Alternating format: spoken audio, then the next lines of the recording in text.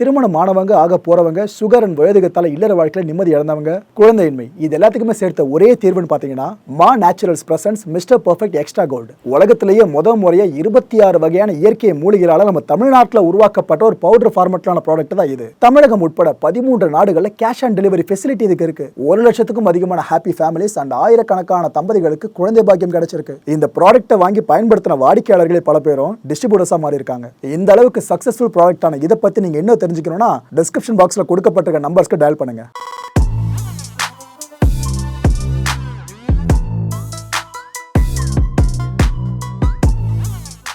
வணக்கம். Big Topic with Karthik Mayakumar. Kalyana Rani 2.0.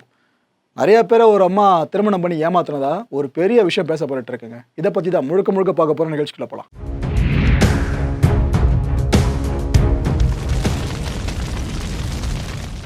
நான் அவன் இல்லை. இந்த படத்தை பார்த்துருப்பீங்க. ஒரு ஆம்பளை பெண்களை எந்த அளவுக்கு திருமண மோசடி சார்ந்து பண்ணுறாப்புல, எவ்வளோ நகை பணத்தெல்லாம் கொள்ளையடிச்சிட்டு போகிறாரு. இதை வச்சு அந்த படத்தை ரொம்ப சுவாரஸ்யமாக எடுத்திருப்பாங்க. படத்தில் நீங்கள் பார்த்தது இருக்குல்ல, அது ஆண்மகன் இல்லாமல் அந்த இடத்துல ஒரு பெண்ணை போட்டுருங்க. அந்த பெண் 4-5 பேர் கிடையாது, 10-15 பேரை ஏமாத்தினா எப்படி இருக்கும்? அந்த லிஸ்ட் இன்னும் பெருசாக நீண்டு போனால் எப்படி இருக்கும்?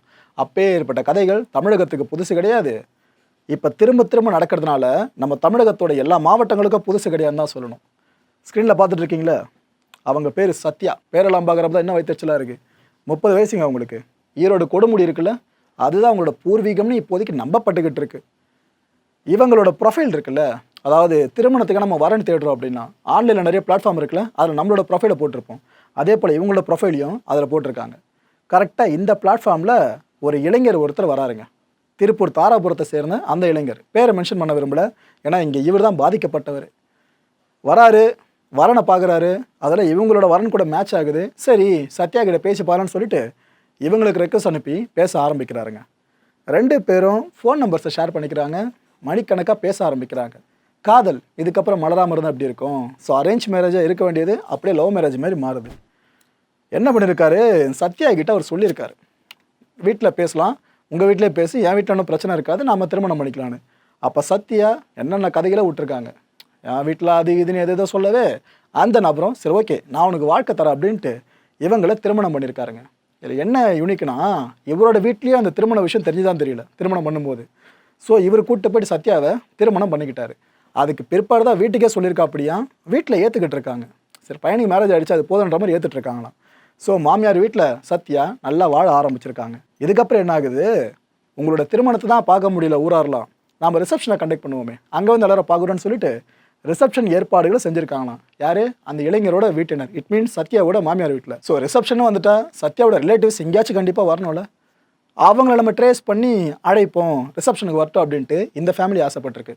எல்லா குடும்பத்துக்கும் இருக்க ஒரு ஆசை தான். ஆனால் ஆசையோடு நின்றுருக்கலாம் தான் நினைக்கிறேன். என்ன இருக்குது, அந்த பொண்ணோட சொந்த ஊர் இருக்குல்ல, அங்கே ஃபுல்லாக விசாரிச்சிருக்காங்க. விசாரிக்கிறப்ப தான் ஒவ்வொரு தகவலாக வெளியே வந்து விழ ஆரம்பிச்சிருக்கு. இது அந்த பொண்ணான்னு ஒவ்வொருத்தரும் நிறைய விஷயங்களும் சொல்ல ஆரம்பிச்சிருக்காங்க. இதில் இப்போதைக்கு வெளியாக இருக்க தகவல் படி எடுத்துக்கிட்டிங்க அப்படின்னா, சத்யாவுக்கு ஏற்கனவே இதே ஊரில் திருமணம் ஆயிடுச்சு அப்படின்னு ஒரு தரப்பு சொல்லியிருக்கு. இன்னொரு தரப்பு என்ன சொல்லியிருக்கு, ஒரு முறையா அப்படிலாம் கிடையாது, அந்த பொண்ணை கேட்டு ஏற்கனவே 3-4 பேர் இங்கே ஊர் வரைக்கும் வந்திருக்காங்க அப்படின்னு இன்னொரு தரப்பு. இதுக்கப்புறம் என்ன சொல்லியிருக்காங்கன்னா, சத்யாவுக்கு ஒரு பெண் குழந்தை இருக்காங்க, இந்த விஷயத்த அவங்க மறைச்சிருக்காங்களாம். ஏற்கனவே திருமணம் வேற இருக்கான், ஒன்றும் இல்லாமல் நிறைய பேர் கூட. இவங்களோட ரொட்டீன் என்னவாமா, ஒரு நபரை ஃபுல்லாக தன்னோட வலையில் வீழ்த்துறது, அவரை திருமணம் பண்ணிக்கிறது, தனக்கு குடும்பம் இல்லை அப்படி இருந்தாலும் கோபமாக இருக்கிறது, வீடு கதை கட்டி அவரை கொஞ்சம் ஏமாத்திடுறது, இதுக்கப்புறம் மாமியார் வீட்டுக்கு போய்ட்டு வாழ்க்கையை நடத்துறது, அதுக்கப்புறம் வீட்டில் யாருமே இல்லாத நேரம் பார்த்து வீட்டில் இருக்க பொருட்கள் இருக்குல்ல, குறிப்பாக ரொக்க பணம், அப்புறம் அந்த நகை, இதெல்லாம் அடிச்சுட்டு ஓடிடுறது, அப்புறம் ரிப்பீட் இதுவே திருமணம் வாழ்க்கை திருடிட்டு ஓடுறது. இதே இந்த அம்மாவோட வாழ்க்கையில் ஒரு பெரிய ப்ராசஸாக பண்ணிட்டு இருந்திருக்காங்களாம்.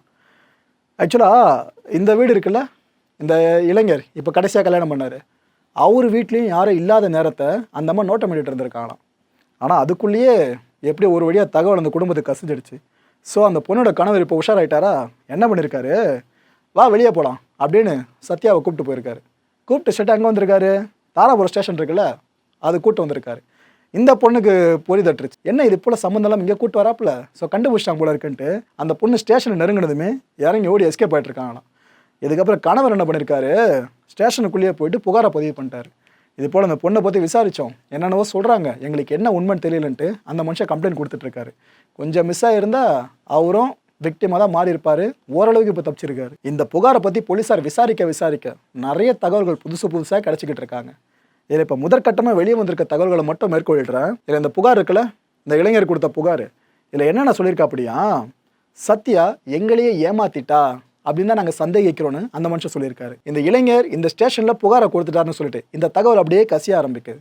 அந்த சைட்லாம் பார்த்தீங்கன்னா ஒரு சின்ன விஷயம் நடந்தாலும் எல்லாருக்கும் தெரிஞ்சிடும். ஒரு கிராமத்தில் அப்போலாம் போனீங்கன்னா யார் எங்கெங்கே இருக்காங்க, என்ன பேக்ரவுண்டை முதற்கொண்டு எல்லாருக்குமே தெரிஞ்சிருக்கும். தென்னையில் உட்காந்து நிறைய பேர் நோட்டம் விடுவாங்களே, நமக்கே உரித்தான பழக்கம் தான் அது. ஆனால் அது இப்போ தான் கொஞ்சம் மழுங்கிட்டு வந்துட்டுருக்கு. பட் சவுத் சைடில் பார்த்தீங்கன்னா ஃபுல்லாக அது இருக்க தான் செய்யுது. எங்களையும் சத்யா ஏமாத்திட்டா அப்படின்ட்டு இன்னும் 4 பேர் கிளம்பி புகார் கொடுக்க வந்திருக்காங்க இதே ஸ்டேஷனுக்கு. போலீஸுக்கு அப்புறம் தான் தெரியுது, ஆஹா நாம் நினச்சதை விட இது பெரிய கேஸ்ன்னு சொல்லிட்டு. அதுவும் அந்த எங்களையும் ஏமாத்திட்டாங்கன்னு சில பேர் வந்ததா சொன்ன பார்த்தீங்களா, அதில் சில பேர் சில விஷயங்களை சொல்லியிருக்காங்க, இப்படிலாம் பண்ணால் அது இதுன்னு சொல்லிட்டு. ஸோ இதெல்லாம் பேஸ் பண்ண தகவல்களை வச்சு பார்க்குறதா இருந்தால் சத்யா இது வரைக்கும் 15 பேரை திருமணம் பண்ணி ஏமாற்றுனதா ஒரு பெரிய தகவல் வெளியே வருதுங்க. திருமணம் செய்யாமல் 50க்கும் மேற்பட்ட நபர்களை ஏமாத்தினதாகவும் ஒரு தகவல். இது ஒரு பிஸ்னஸ் மாதிரி பார்த்துருக்காங்க போல இருக்கு.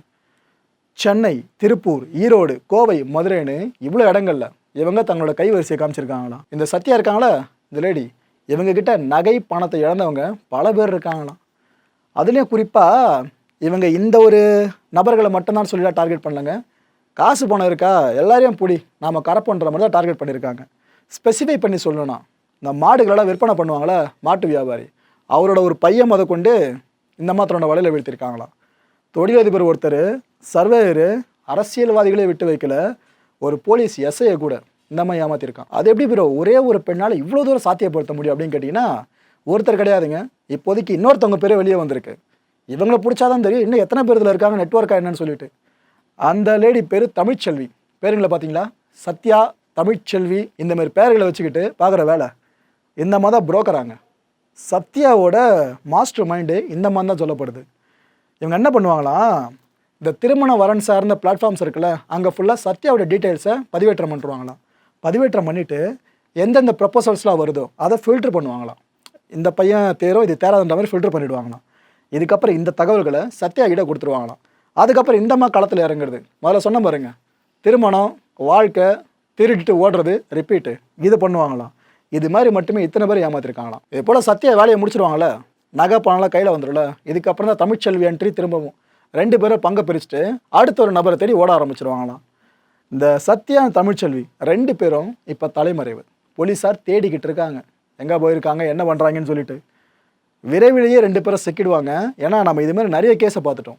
அதில் ஆரம்பத்தில் எஸ்கேப்பு நியூஸ் வரும், அடுத்து சில நாட்களுக்குள்ளேயே, சில கேஸில் சில ஹவர்ஸ்க்குள்ளேயே அவங்கள பிடிச்சி வச்சுருப்பாங்க.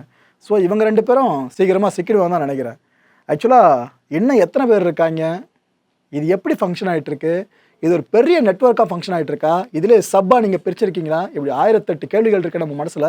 பார்ப்போம், இந்த விவகாரம் பெருசாக மாற தான் இவங்க 2 பேர் கிடைக்கும் போது தான் எல்லா கேள்விகளுக்கும் பதில் கிடைக்கும்.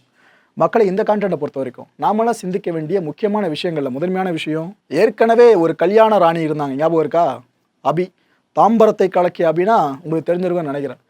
இவங்களை தொடர்ந்து இதே சாயலில் இப்போ ஒருத்தவங்க பேர் வெளியே வந்திருக்கு, சத்யான்னு சொல்லிட்டு. ஸோ என்னோட அசம்ஷன், இது நிறைய பேர் இந்த வேலைகளை பண்ணிக்கிட்டு இருக்கலாம் தான் நினைக்கிறேன். ஏன்னா ஒரு கிரைம் ஒருத்தரோடு நிற்கிறது இல்லை, அதே பேட்டர்னில் அடுத்தடுத்து அங்கங்கே தொடருதுன்னா இதுக்கு பின்னாடி இதை தான் சொல்ல முடியும். ஸோ இன்னும் நமக்கு தெரியாமல் தமிழகத்தில் எத்தனை கல்யாண ராணிகள் இருக்காங்கன்னு தெரியல.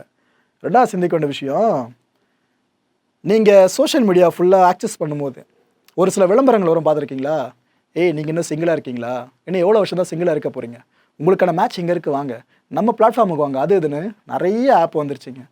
அது போல் விளம்பரங்கள்லாம் உஷாராக இருங்க. ஏன்னா என்ன ஏதுன்னு தெரியாத ஆப்புக்குள்ளே நீங்கள் போயிட்டு அந்த ஆப்பில் இருக்கிறது ஃபுல்லாகவே கல்யாண ராணிக்கலாக இருந்துச்சுன்னா ரொம்ப ரொம்ப ரொம்ப ரொம்ப தலைவலி உங்களுக்கு தான். ஒரு பக்கம் பிஸ்னஸ் பண்ணுற ஈஸியாக வச்சு பண்ணிட்டு போயிடுவோம். நீங்கள் என்ன பண்ணுவீங்க, நம்பி ஒரு குடும்பத்தை இன்வால்வ் பண்ணி திருமணம் பண்ணி அந்த வீட்டை கொண்டு வரீங்க இந்த பொண்ணை. ஆனால் அந்த பொண்ணு வந்த பிற்பாடு பணம் நகை அடிச்சுட்டு போயிட்டா அதுக்கப்புறம் நம்ம ஃப்யூச்சர் இருக்குல்ல, அதுவே கேள்விக்குறியாக மாறிடும். ஈஸியாக வெளியே வந்துடலாம் அதுலேருந்து, அதை நினச்சி நம்ம நெகட்டிவாக ஃபீல் பண்ண வேணாம். ஆனால் அந்த ஒரு ட்ராப் இருக்குல்ல, அதில் சிக்க வேணான்னு சொல்கிறேன். மூணாவது சிந்திக்க வேண்டிய விஷயம், ஒரு பொண்ணையோ ஒரு பையனையோ திருமணம் பண்ணுறதுக்கு பேசுகிறோம் அப்படின்னா முதல்ல பேக்ரவுண்டை செக் பண்ணுங்கள்.